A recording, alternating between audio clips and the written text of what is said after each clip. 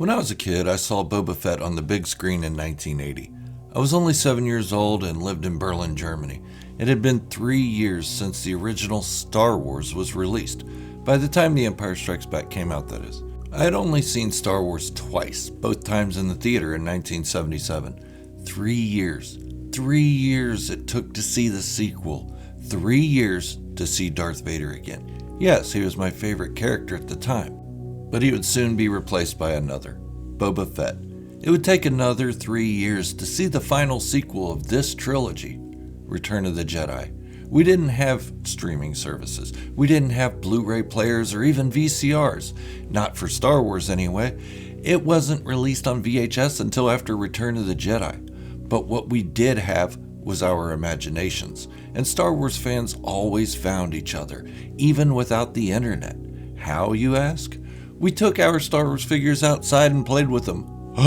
What did he say? Yes, we played with our toys. These highly sought-after collectibles. Yes, we played with them out of the packages too. Other kids would pass by and bring their figures to join in. We used our imaginations and created the next stories to be told. It seemed like it took forever to get my Boba Fett figure, but when I did, that's exactly what I did with him. Along with him, I would bring out Dengar, Bosk, IG-88, 4LOM, and Zuckuss. The latter two had their names switched in packaging by Kenner for some reason. But that's how we were Star Wars fans back then. I don't think the younger generations now can understand that. If your local department store didn't have the toys, you didn't get it. If it wasn't in the theater, you didn't see it. And if you wanted a new Star Wars story, you made it. There was no telling if George Lucas was planning on making another movie. And for 16 years, he didn't. So we made our own. With Boba Fett being my favorite character, also something the younger generations don't understand, I would make great adventures with him chasing rebels across the galaxy, which was as big as my neighborhood playground. Boba Fett wasn't my favorite character only because of what he did on screen. He was my favorite character because of what he did in that playground half a world away from where I was born. Things are different now. Technology allows us to know everything the instant it happens and see things the moment they're released. Disney Plus ensures that we have everything Star Wars to keep us busy for days or weeks on end, and our imaginations are no longer needed. There's something new coming to Star Wars every year now, or less even. And we don't play with our Star Wars figures in the playground. We hide them away in curios or boxes. Why? Because now we understand the monetary value they possess, and we definitely don't buy these toys for our kids. Some of us wish we had those old Star Wars toys because they're worth so much now. Others of us wish we were back in the sandbox in that playground on Argentinische Allee in Berlin, Germany, where the sounds of the U-Bahn would interrupt our play as it trekked toward or from the Oskar-Helena-Heim U-Bahnhof. But we didn't care. This was our Star Wars, and nothing could stop our daily adventures. But like I said, things are different now. The stories have passed up our imaginations and have become more real than we could have possibly imagined. Darth Vader made the switch back to the light and became Anakin Skywalker once more. We didn't have to imagine his turn to the dark side. It was shown to us. We didn't have to imagine his children being split up at birth. That was shown to us, and we didn't have to wonder what would happen to his grandson. It too was shown to us. And I didn't have to imagine Boba Fett going off on adventures anymore. It was told to us through novels and comics and shown to us in the book of Boba Fett. We don't have to wish we knew where Star Wars action figures were made anymore, because we can find anything we want on the internet. By the way, they were made 10 miles from my hometown, and I didn't even know it. But as kids, we tend to take things on screen at face value.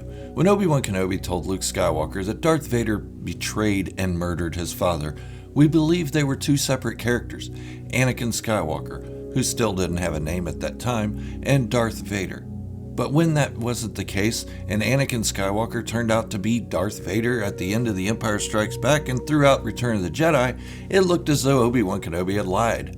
Why? Because we took everything at face value, as I said. And it wasn't even that we felt Obi-Wan had lied to Luke. We couldn't have cared about that. We felt lied to ourselves. The Jedi, Obi-Wan Kenobi, one of the last of his kind, a guardian of peace and justice in the Republic before the dark times, before the Empire. A liar. I know a lot of people will jump to Obi-Wan Kenobi's defense, and that's fine. Obi-Wan is one of the best characters from the prequel era, and this isn't to bash him at all, but there's something to be said about good storytelling. As kids, we told our own Star Wars tales, as I said, and we didn't look further than the surface of the official stories we did get. We didn't ask adults for the profound meaning of the Rebels versus the Empire, but Obi-Wan did tell us it was his point of view, so we believed him. Okay, that makes sense. Now I'm an adult and I look at things a little bit closer than I did as a kid. Not because I want to ruin the magic for myself or others, but because Star Wars has always been a huge part of my life, and I want to know as much about the deeper meanings as I can. And yes, there are deeper meanings. Obi-Wan Kenobi lying to us may seem deviant and mean, but there's reason to it. And before any of you jump me for saying this about our beloved Obi-Wan Kenobi, hear me out. There's reason for his lie, like I said. Yes, Obi-Wan was one of the best Jedi to come from the Republic era. He was well disciplined and followed the Jedi Code, but he was also a product of his time. A time when the Jedi were mostly responsible for their own destruction, and partially responsible for Anakin Skywalker becoming Darth Vader. No, Obi-Wan was not lying when he said Darth Vader hunted down and destroyed the Jedi Knights. That was true. But Darth Vader was never a pupil of Obi-Wan Kenobi, as he had mentioned. Anakin was. But I digress. Obi-Wan was a product of an era of Jedi who treated their own as outcasts. We saw that with Ahsoka and Anakin. An era where the Jedi Council would ask Obi-Wan to be the one to make Anakin Skywalker understand why he had to sow the seeds of treason by spying on the Chancellor. Obi-Wan had to be the one to ask Anakin to break the code, a product of a Jedi Council that asked this enormous responsibility of the frail Anakin Skywalker. All the while, the Jedi Order admitted they didn't even trust Anakin. Yet, it was with trust and humility that Obi-Wan confronted Anakin with the task. Why? Because Obi-Wan was a good Jedi and followed the Council's wishes. Keep in mind, he told Qui-Gon Jinn that Qui-Gon would be on the Council if he didn't defy them so much. There had been numerous cases of how the Jedi had lost their way, not just Obi-Wan Kenobi, but the Order as a whole. But let's look at the other side, the Sith. The Sith always stayed true to what they were. They stayed true to their teachings. They were evil, power-hungry Force users who lived and died by their emotions. Deceitful. Oh, wait a minute. We have a problem. Yes, Chancellor Palpatine was deceitful. He convinced an entire galaxy to go to war with itself, while he pulled the strings of both sides of the war. Yes, he was deceitful, but he was never asked whether he was the Sith behind it all either. What would he have said if he were asked if he were the Sith? Well, let's look at a couple other notable Sith and maybe we'll get a reason for it. The first being Darth Tyrannus, aka Count Dooku. When he had Obi-Wan Kenobi captured on Geonosis, he laid out what was going on with the Senate. His motives for this were unclear, other than trying to convince Obi-Wan to join his fight against the Republic.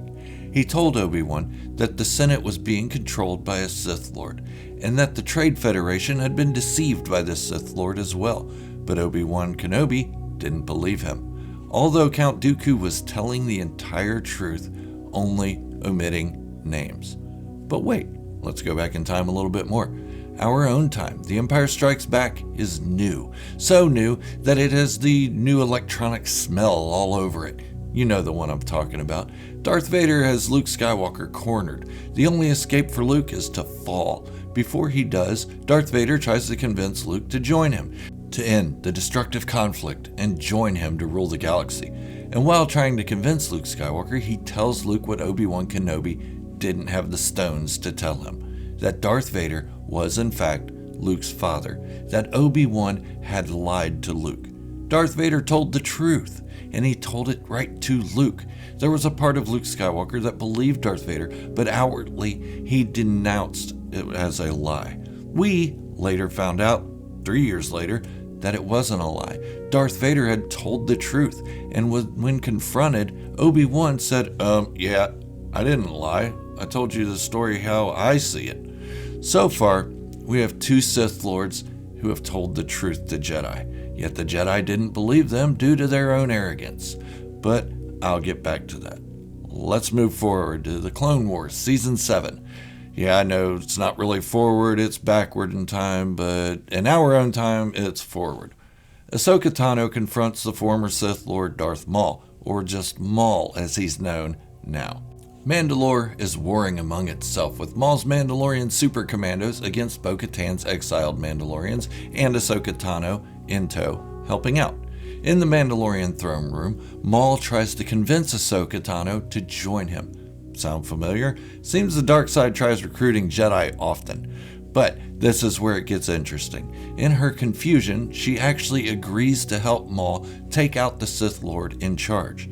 But she has one question first. Why did Maul want Anakin Skywalker? And what he tells her shocks her. It's because Anakin Skywalker is the key to Sidious's success in changing the power structure of the galaxy. That Anakin will turn to the dark side and help destroy the Jedi. This enrages Ahsoka. She doesn't believe Maul, and they fight, ending in Maul's capture, only to free him to become a diversion during Order 66 so Ahsoka can escape. With Maul being a former Sith Lord, we see him as the villain in most cases. But in this instance, he told the truth, just as other Sith had told Jedi the truth before him, only to have the Jedi discount them because they were too arrogant to believe it or too stubborn. This analysis isn't to sway anyone that Jedi are evil or that Obi-Wan Kenobi is a bad person. The Jedi of the time were arrogant, as I mentioned before. They were so used to being on the top rung of the power ladder that they were losing sight of things that could possibly be happening, and they weren't going to believe the word of those they saw as evil. Remember, the Sith were thought to have been killed off for 1,000 years. No Jedi alive would have even met one at this point. So they didn't know the Sith were actually telling them the truth. They only knew that a Sith had started the war. But as it turns out, the Sith actually telling them the truth seemed too far-fetched. Darth Vader, my father? No way. That isn't what the good and wise Obi-Wan had told me. Anakin Skywalker turned to the dark side? I know Anakin. He's a good person. That can't be true. A Sith in charge of the Senate and the war? Okay, this one should have been believable. I'm not sure why Obi-Wan dismissed that one. It can't be that he believed the Sith had not returned. He fought one on Naboo. The entirety of Star Wars is full of the bad guys telling the truth to the good guys, and they aren't giving up this information during an interrogation. Quite the opposite, really. In most cases, the bad guys have the upper hand in the situations. Obi-Wan was Dooku's prisoner, Luke Skywalker was missing a hand, and Darth Vader was about to slice through him like butter, and Ahsoka was the only one standing on even ground with Maul when he divulged his information. She wasn't in a position where she was being forced to submit to him, but he wasn't in a position where he was being forced to submit to her either. Yet in each case, they told the truth. Being an adult now and understanding different choices for character arcs and development, I see a little more differently than I did as a 7 to 10-year-old child. I see that Obi-Wan Kenobi lied to Luke Skywalker, not only because of the arrogance in his version of the Jedi Order, in which he was raised and accustomed to, but because it makes for a brilliant story. The lie Obi-Wan told Luke put conflict in Luke Skywalker. Should he join his father, who apparently told him the truth? Or should he continue his quest to become a Jedi because Obi-Wan made it out to be the right thing to do and made it look glamorous? The character of Luke Skywalker in the story of the original Star Wars trilogy became three-dimensional with the lie that Obi-Wan Kenobi told Luke Skywalker. If Obi-Wan had told the truth about Anakin Skywalker turning to the dark side, Luke probably wouldn't have been so eager to fight Darth Vader. I'm excited to see what happens between Darth Vader / Anakin Skywalker in the upcoming Kenobi series.